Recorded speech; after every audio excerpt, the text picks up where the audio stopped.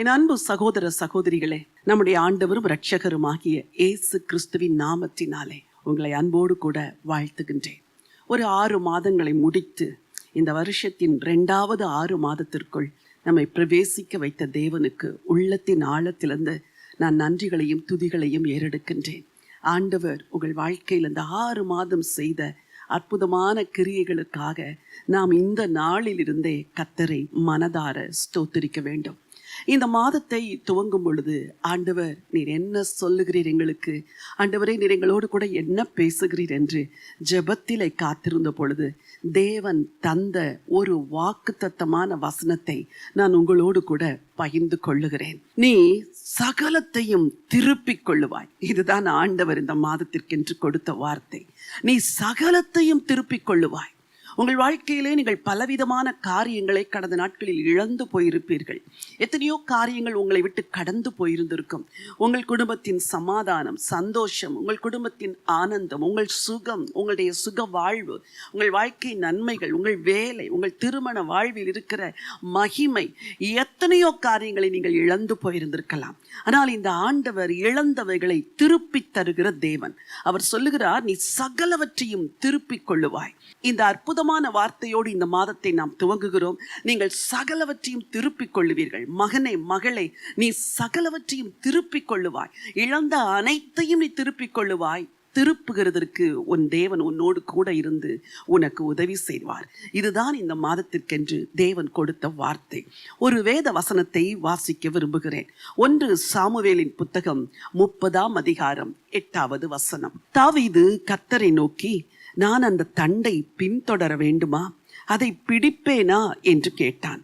அதற்கு அவர், அதை பின்தொடர், அதை நீ பிடித்து சகலத்தையும் திருப்பிக் கொள்ளுவாய் என்றார்.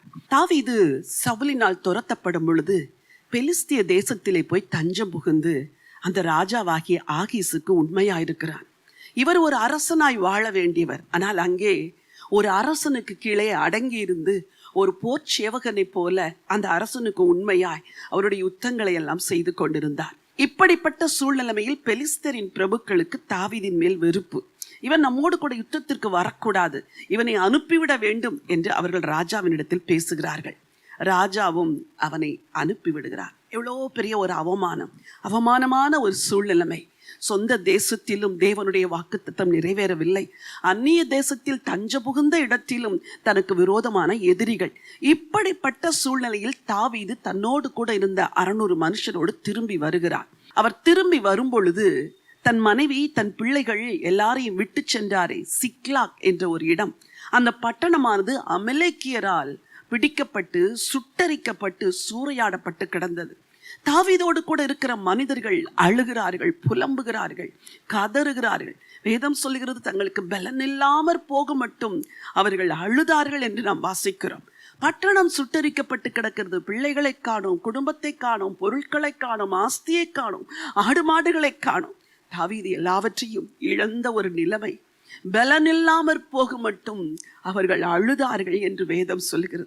ஆனால் இப்படிப்பட்ட நெருக்கமான சூழ்நிலையில் தாவீது செய்த ஒரே ஒரு காரியம், தன் தேவனாகிய கர்த்தருக்குள் தன்னை திடப்படுத்தி கொண்டார். 1 சாமுவேல் 30 வசனம் 6. தாவீது மிகவும் நெருக்கப்பட்டான். சகல ஜனங்களும் தங்கள் குமாரர் குமாரத்திகள் நிமித்தம் மனக்கிலேசமானதினால் அவனை கல்லறிய வேண்டும் என்று சொல்லிக் கொண்டார்கள். தாவீது தன் தேவனாகிய கர்த்தருக்குள்ளே தன்னை திடப்படுத்தி கொண்டார். பெலிஸ்தியர் செய்த அவமானம், பெலிஸ்தியரின் பிரபுக்கள் கூறிய தூஷண வார்த்தை, திரும்பி 3 நாட்கள் பயணப்பட்டு வரும்பொழுது சுட்டரிக்கப்பட்டு கிடக்கிற தன்னுடைய வாழ்விடம், காணாமற் போன மனைவிகள், பிள்ளைகள், எல்லா ஆஸ்திகளையும் இழந்து நின்ற நிலைமை, இவைகளுக்கும் மத்தியிலே இவரை கல்லறிய வேண்டும் என்று கூட இருந்தவர்கள் எல்லாம் சொல்லிக் கொண்டார்கள். எப்படிப்பட்ட ஒரு நெருக்கமான சூழ்நிலைமை!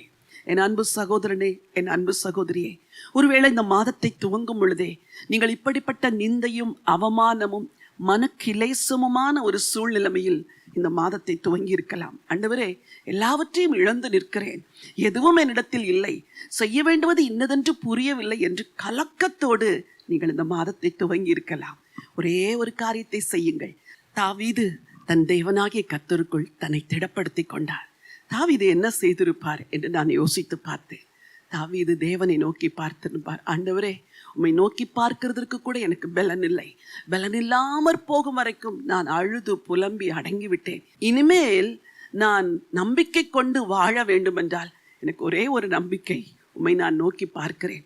எத்தனையோ முறை நான் உம்மிடத்தில் கேட்ட பொழுது நீர் எனக்கு பதில் கொடுத்தீர். நான் உம்மிடத்தில் வேண்டுதல் செய்த பொழுது நீர் எனக்கு உதவி செய்தேன். இப்பொழுதும் அந்த உண்மையுள்ள தேவனிடத்தில் நான் வந்து நிற்கிறேன். நான் உம்மிடத்தில் விசாரிக்க போகிறேன். ஏபோத்தை கொண்டு வர சொல்லி நான் அந்த தண்டை தொடரலாமா? நான் பிடித்து கொள்வேனா? நான் திருப்பிக் கொள்ளுவேனா என்று சொல்லி தாவீது தேவனிடத்தில் கேட்கிறார். வசனத்தை வாசிக்க விரும்புகிறேன். வசனம் 7. தாவீது அகிமெலேக்கின் குமாரனாகிய அபியத்தார் என்னும் ஆசாரியனை நோக்கி, ஏபோத்தை என்னிடத்தில் கொண்டு வா என்றான்.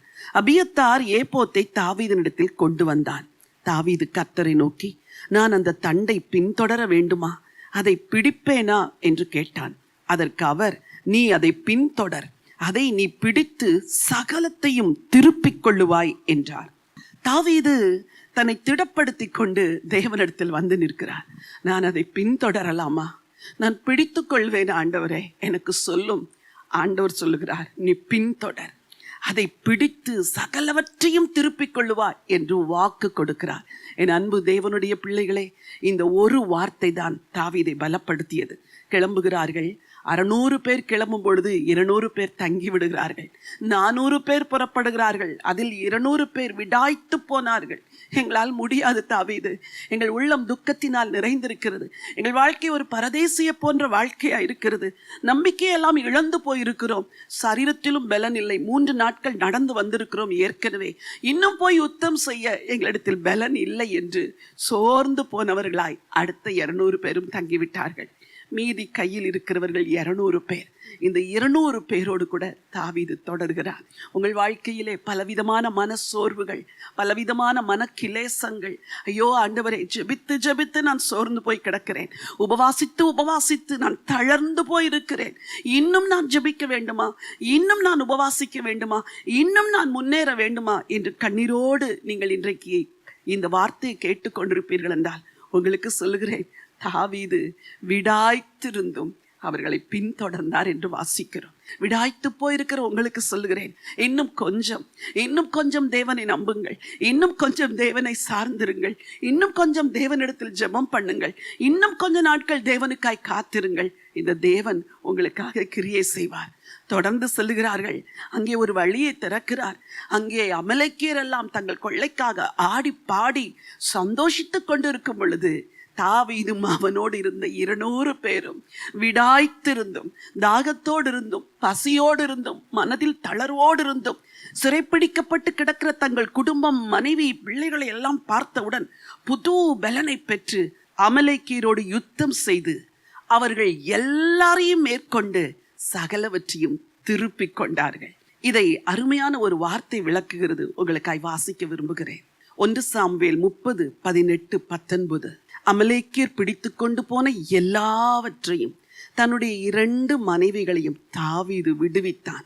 அவர்கள் கொள்ளையாடி கொண்டு போன எல்லாவற்றிலும், சிறியதிலும் பெரியதிலும், குமாரரிலும் குமாரத்திகளிலும் ஒன்றும் குறைப்படாமல் எல்லாவற்றையும் தாவீது திருப்பிக் கொண்டான். அல்லேலூயா! என்ன ஒரு அற்புதமான வார்த்தை. அமலேக்கியர் சிறைப்பிடித்து கொண்டு போனார்கள்.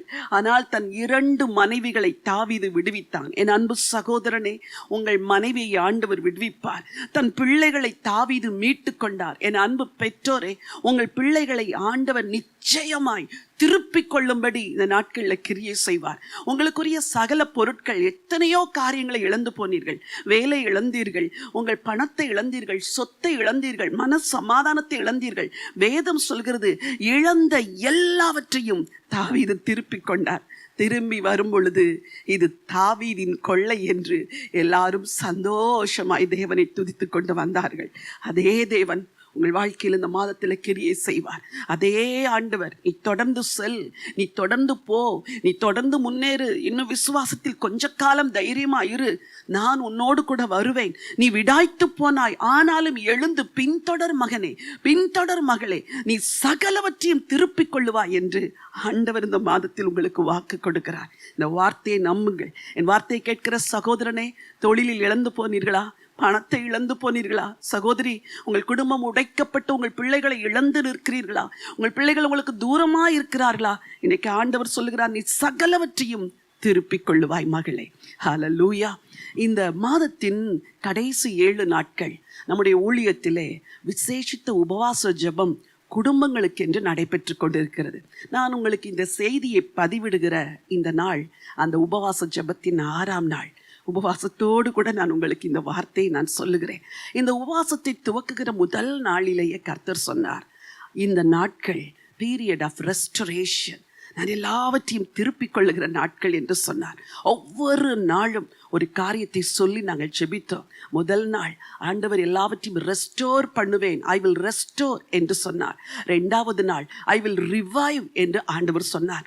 3வது நாள், ஐ வில் ரிலீஸ் என்று ஆண்டவர் சொன்னார்.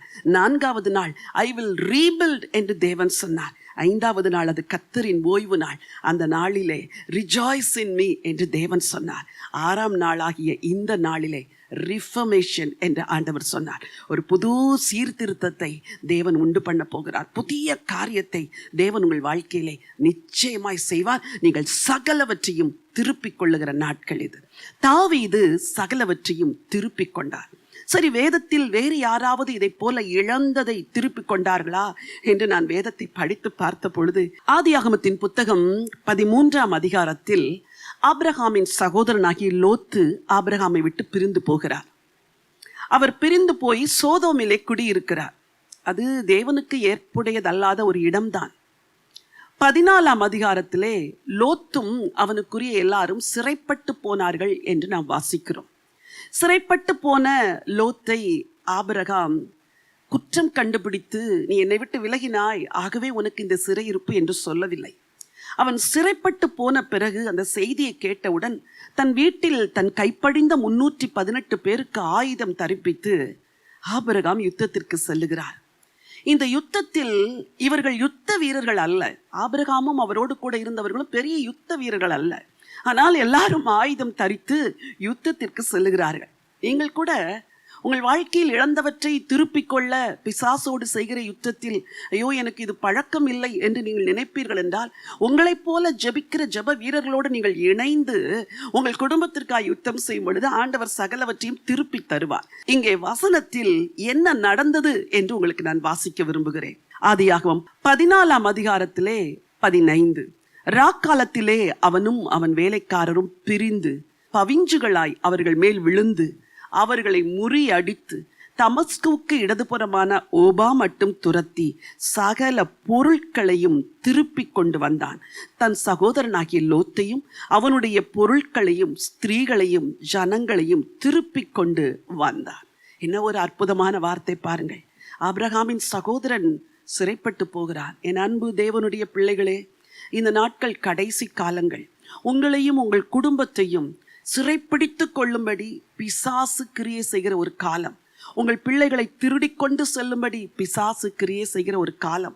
ரட்சிப்பை விட்டு விலகும்படி, விசுவாசத்தை விட்டு விலகும்படி, தேவனை விட்டு விலகும்படி, அல்லது உங்களை விட்டே விலகும்படி பிசாசு கிரியை செய்கிற ஒரு கடைசி காலத்தில் நீங்கள் ஒரு ஆபிரகாமை போல சிறைப்பட்டு போன அவர்களை திருப்பிக் கொள்வதற்கு இந்த நாட்களில் நீங்கள் திறப்பில் நின்று ஜெபிக்கவில்லை என்றால் அவர்களை நீங்கள் திருப்பிக் கொள்ள மாட்டீர்கள். ஆபிரகாம் உடனடியாய் கிளம்புகிறார். அவர்கள் மேல் பவுஞ்சாய் விழுகிறார். அவர்கள் மேல் விழுந்து அவர்களை சிறைப்பிடித்து கொண்டு வந்தார் என்று நாம் வாசிக்கிறோம். அழகாக வசனம் சொல்லுகிறது, சகல பொருட்களையும் திருப்பி கொண்டு வந்தான். தன் சகோதரனாகிய லோத்தையும் அவனுடைய பொருட்களையும் ஸ்திரீகளையும் ஜனங்களையும் திருப்பி கொண்டு வந்தான். இது திருப்பிக் கொள்ளுகிற நாட்கள். உங்கள் குடும்பத்தில் இழந்து போனவைகளை திருப்பிக் கொள்ளுகிற நாட்கள். தனிப்பட்ட வாழ்க்கையிலே, தொழிலிலே, வேலையிலே, ஊழிய பாதையிலே, சரீரத்தில் இழந்து போனவைகளை எல்லாம் கூட நீங்கள் திருப்பிக் கொள்ளுகிற காலம். நீ சகலவற்றையும் திருப்பிக் கொள்ளுவாய். இதுதான் கர்த்தர் இந்த மாதத்திற்கு உங்களுக்கு கொடுக்கிற வார்த்தை. தாவீது சகலவற்றையும் திருப்பிக் கொண்டார். ஆபிரகாம் சகலவற்றையும் திருப்பிக் கொண்டார். திருப்பிக் கொண்டு எதிர் வரும் பொழுது மெல்கிசதேக்கு என்னும் ஆசாரியன் அவருக்கு எதிர்கொண்டு வந்து அவரை ஆசீர்வதிக்கிறார். அந்த ஆசீர்வாதம் உங்களுக்கும் சொந்தமானது. வாசிக்கிறேன். அன்றியும் உன்னதமான தேவனுடைய ஆசாரியனாய் இருந்த சாலேமின் ராஜாவாகிய மெல்கிசேதேக்கு அப்பமும் திராட்சரசமும் கொண்டு வந்து அவனை ஆசீர்வதித்து, வானத்தையும் பூமியும் உடையவராகிய உன்னதமான தேவனுடைய ஆசீர்வாதம் ஆபிரகாமுக்கு உண்டாவதாக, உன் சத்துருக்களை உன் கையில் ஒப்பு கொடுத்த உன்னதமான தேவனுக்கு ஸ்தோத்திரம் என்று சொன்னான். இவனுக்கு ஆபிராம் எல்லாவற்றிலும் தசம பாகம் கொடுத்தார். மெல்கிசேதேக்கு வந்து ஆபிரகாமை ஆசீர்வதிக்கிறார். அவர் சொல்லுகிறார், உன் சத்துருக்களை உன் கையில் ஒப்பு கொடுத்த உன்னதமான தேவனுக்கு ஸ்தோத்திரம். இந்த யுத்தத்தை செய்தது யார்? தேவன். என் அன்பு சகோதரனே, என் அன்பு சகோதரி, என் அன்பு பெற்றோரை, என் அன்பு பிள்ளைகளே, உங்களுக்கு என்ன நடக்கும், எப்படி நடக்கும், எல்லாம் எப்படி திரும்பி வரும் என்று தெரியாது. ஆனால் ஒரு தேவனை சார்ந்து கொள்ளும் பொழுது, ஆண்டவரே உம்மை சார்ந்து விடாய்த்திருந்தும் நான் பின்தொடருகிறேன், தளர்ந்து போயிருக்கிற இந்த நேரத்திலும் நான் தொடர்ந்து ஜெபிக்கிறேன், விசுவாசத்தை அறிக்கை செய்கிறேன், உம்மை நம்புகிறேன் என்று கர்த்தருக்குள் உங்களை திடப்படுத்திக் கொள்வீர்கள் என்றால் நீங்கள் சகலவற்றையும் திருப்பிக் கொள்வீர்கள். ஹல்லேலூயா. மூன்றாவதாக, ஒரு மனிதன் சகலவற்றையும் திருப்பிக் கொண்டான், அவருக்கு தேவன் சகலவற்றையும் திருப்பிக் கொடுத்தார். அந்த மனிதனுக்கு பெயர்தான் யோபு. யோபுவின் புத்தகம் உபத்திரவத்தின் உலைக்களையில் போடப்பட்ட ஒரு மனிதனை குறித்த ஒரு சரித்திரம். 1ஆம் அதிகாரம் துவங்கும் பொழுதே, ஊத்ஸ் என்ற தேசத்திலே யோபு என்னும் பெயர் கொண்ட ஒரு மனுஷன் இருந்தான். அந்த மனுஷன் உத்தமனும் சன்மார்க்கனும் தேவனுக்கு பயந்து பொல்லாப்புக்கு விலகுகிறவனுமாயிருந்தான். யாருக்கு போராட்டம், யாருக்கு பிரச்சனை? உத்தமன், சன்மார்க்கன், தேவனுக்கு பயந்து பொல்லாப்புக்கு விலகுகிறவன். நீங்கள் சொல்லுகிறீர்களா, நான் உத்தமமாய் வாழ்கிறேன், நீதியாய் வாழுகிறேன், தேவனுக்கு பயப்படுகிறேன், எனக்கு ஏன் பொல்லாங்கு என்று? இந்த மனுஷனுடைய வாழ்க்கையில வந்த எல்லா பொல்லாங்குகளை குறித்து வசனம் தெளிவாய் சொல்லுகிறது. 15ஆம் வசனத்தில் சபேயர் அவர்கள் மேல் விழுந்து அவர்களை சாய்த்து கொண்டார்கள். 17ஆம் வசனத்தில் கல்தேயர் பவுஞ்சு பவுஞ்சாய் வந்து ஒட்டகங்கள் மேல் விழுந்து அவர்களை சாய்த்து கொண்டார்கள். 19ஆம் வசனத்தில் வனாந்தர வழியாய் பெருங்காற்று வந்து அந்த வீட்டின் 4 மூலையிலும் அடிக்க அது பிள்ளைகளின் மேல் விழுந்ததினாலே அவர்கள் இறந்து போனார்கள்.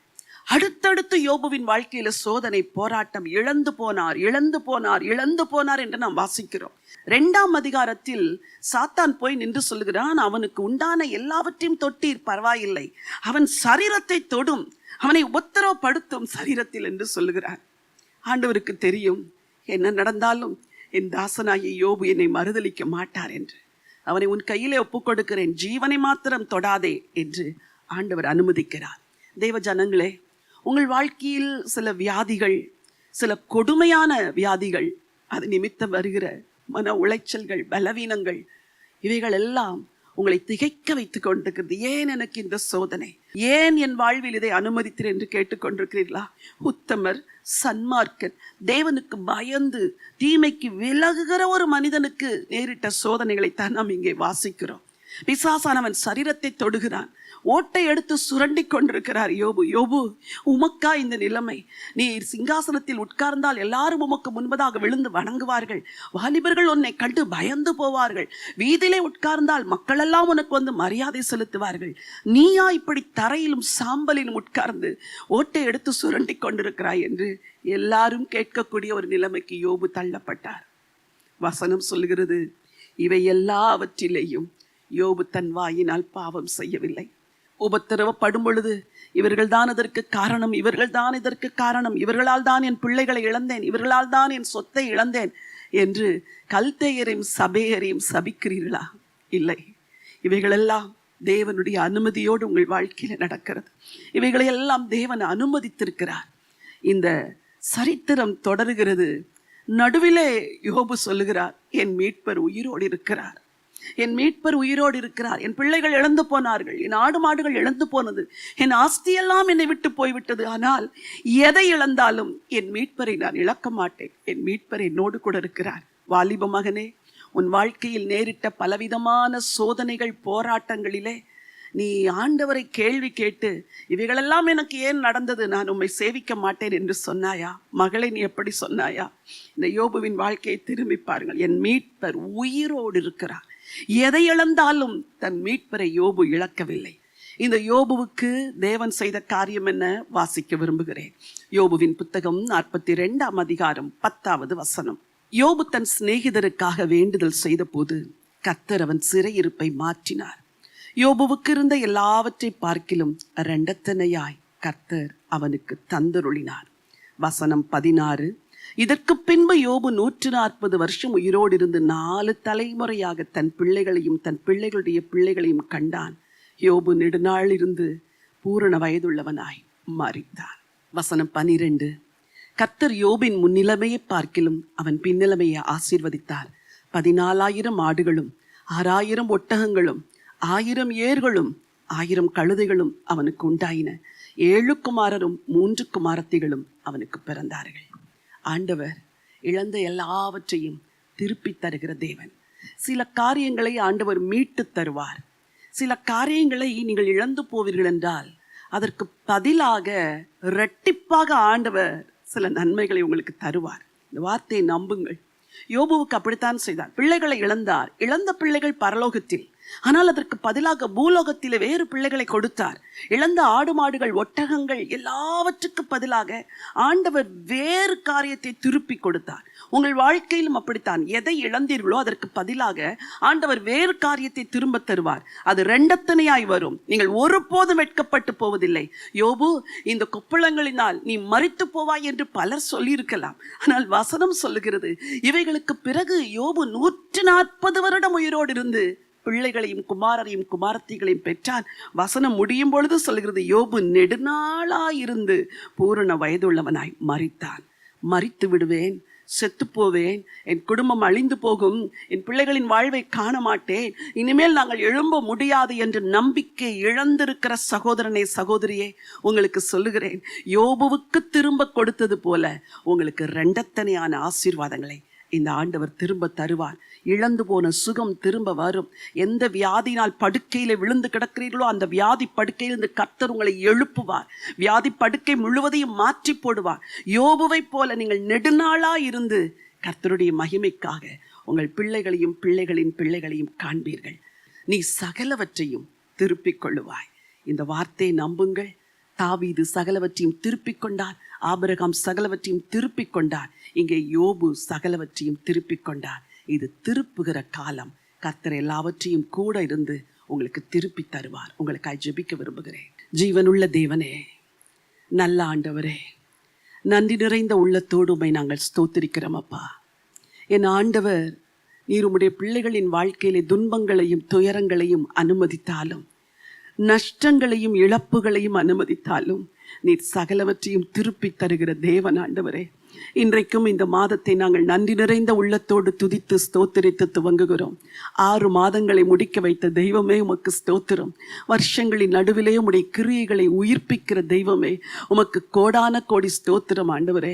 இதோ இந்த வருஷத்தின் இந்த நடு மாதத்திலே ஆண்டவரே உம்முடைய பிள்ளைகளை நீர் உயிர்ப்பிக்க வேண்டும் என்று உம்முடைய அடியால் நான் ஜெபம் பண்ணுகிறேன். எல்லாவற்றையும் திருப்பி தருகிற தேவன், சகலவற்றையும் திருப்பிக் கொள்ளுவாய் என்று சொன்ன தேவன், உங்க பிள்ளைகளின் வாழ்க்கையில எல்லாவற்றையும் திரும்ப தரும்படியாய் ஜெபம் பண்ணுகிறேன் ஆண்டவரே. அப்பா, தாவீது இழந்த எல்லாவற்றையும் திருப்பிக் கொண்டாரே, விடாய்த்திருந்தும் பின்தொடர்ந்தார்களே, நெருக்கப்பட்டிருந்தும் தேவனாகிய கர்த்தருக்குள் தன்னை திடப்படுத்தி கொண்டாரே, அதே போல உங்க பிள்ளைங்க யாரெல்லாம் நெருக்கத்தின் மத்தியிலிருந்து கூக்குரல் இடுகிறார்களோ ஆண்டவரே, நீர் அந்த நெருக்கத்தின் மத்தியிலும் உமக்குள் அவர்களை திடப்படுத்த வேண்டும் என்று சொல்லி ஜெபிக்கிறையா. நீ அதை பின்தொடர், நீ சகலவற்றையும் திருப்பிக் கொள்ளுவா என்று சொன்னீரே. பின்தொடர்வதற்கு அவர்களுக்கு பலனை கொடுங்கப்பா. இன்னும் ஜெபிக்கிறதற்கு, இன்னும் உம்மை தேடுகிறதற்கு, இன்னும் விசுவாசத்தை அறிக்கை செய்கிறதற்கு, இன்னும் இந்த நெருக்கத்தின் மத்தியில் உமக்காய் வாழுவதற்கு உங்க பிள்ளைகளுக்கு பலன் தரும்படியா ஜெபிக்கிறேன். விடாய்த்திருந்தும் பின்தொடர்ந்தார்கள். முதலாம் நாள் ஆண்டவரை சாயங்காலத்திலிருந்து மறுநாள் சாயங்காலம் வரைக்கும் யுத்தம் செய்து மேற்கொண்டார்களே, அப்படிப்பட்ட ஒரு உன்னத பலன் இந்த மாதம் முழுவதும் உங்க பிள்ளைகளை நிரப்ப வேண்டும் என்று சொல்லி ஜெபிக்கிறேன். சத்துருவை எதிர்த்து நிற்கத்தக்க பலன், பிசாசோடு போராடி தங்களுக்குரியவர்களை மீட்டுக் கொள்ளத்தக்க ஒரு ஜெப ஆவி, அபிஷேகம், விசுவாசம், மன தைரியம் உங்க பிள்ளைங்களுக்கு வரட்டும் என்று சொல்லி ஜெபிக்கிறேனப்பா. ஆண்டவரே உங்களுக்கு ஸ்தோத்திரம். தாவீது சகலவற்றையும் திருப்பிக் கொண்டு இது தாவீதின் கொள்ளை என்று சொன்னது போல இவர்களும் திருப்பிக் கொள்ள போகிறதற்காக ஸ்தோத்திரம். ஆபிரகாம் தன் சகோதரனாகிய லோத்தையும் அவருக்குரிய எல்லாவற்றையும் சகல பொருட்களையும் திருப்பிக் கொண்டார் என்று வாசிக்கிறோமே. அந்த தேவன் உங்க பிள்ளைங்க சகலவற்றையும் திருப்பிக் கொள்ளும்படி அனுக்கிரகம் செய்ய போகிறதற்காக செய்ததற்காக நன்றி ஆண்டவரே. இந்த யுத்தத்தில் சத்துருக்களை தோற்கடித்த உன்னதமான தேவன் உங்க பிள்ளைகளோடு கூட இருந்து ஜெயத்தை கொடுக்க வேண்டும் என்று சொல்லி ஜெபிக்கிறேனப்பா. எல்லாவற்றையும் இழந்து நின்ற யோபு ரெண்டத்தனையாய் திரும்ப பெற்றுக்கொண்டது போல இயேசு ராஜாவின் நாமத்தினாலே உமக்காய் உத்தமமாய் வாழுகிற விசுவாச குடும்பங்கள், உத்தமமாய் வாழுகிற ஊழிய குடும்பங்கள், ஊழியக்காரர்கள், ஊழியக்காரரின் மனைவியர் ஆண்டவரே, இவர்கள் எல்லாரும் தாங்கள் எதை இழந்தார்களோ ரெண்டத்தனையாய் திருப்பிக் கொள்ளட்டும் ஆண்டவரே. நீர் அப்படி செய்ய போகிறதற்காய் நன்றி. இந்த மாதத்திலே எல்லாவற்றையும் திருப்புவீராக. இந்த வருஷத்தின் 2வது 6 மாதத்திலே சகலமும் திருப்பிக் கொள்ளப்படுவதாக. எதையெல்லாம் கடந்த ஆண்டு இழந்தார்களோ, எந்த பணத்தை இழந்தார்களோ, எந்த வீட்டை இழந்தார்களோ, எந்த பிள்ளையை, எந்த குடும்பத்தின் நபரை பின்மாற்றத்தில் இழந்தார்களோ எல்லாம் திருப்பிக் கொள்ளப்பட போகிறதற்காய் உங்களுக்கு கோடான கோடி ஸ்தோத்திரம் ஆண்டவரே. உம்முடைய ஜனத்தை நான் வாழ்த்தி ஆசீர்வதிக்கிறேன். விசுவாசத்தில் அவர்கள் உறுதியாய் நின்று ஜெயிக்க, மேற்கொள்ள, திருப்பிக் கொள்ள கர்த்தர் அனுக்கிரகம் செய்யுங்க. மாதம் முழுவதும் திவ்ய கரம் கூட இருந்து வழி நடத்த வேண்டும் என்று சொல்லி ஜெபிக்கிறேன். ராஜாதி ராஜா இயேசு கிறிஸ்துவின் நாமத்தில் ஜெபிக்கிறேன் ஜீவனுள்ள நல்ல பிதாவே. ஆமென், ஆமென். பிரியமானவர்களே, நீ சகலவற்றையும் திருப்பிக் கொள்ளுவாய் என்ற வார்த்தையின்படி உங்கள் வாழ்க்கையில கர்த்தர் சகலவற்றையும் திருப்பிக் கொள்ளும்படி உங்களுக்கு அனுக்கிரகம் செய்வார். நீங்கள் பெற்ற நன்மைகளை எங்களோடு கூட சாட்சியாய் பகிர்ந்து கொள்ளுங்கள்.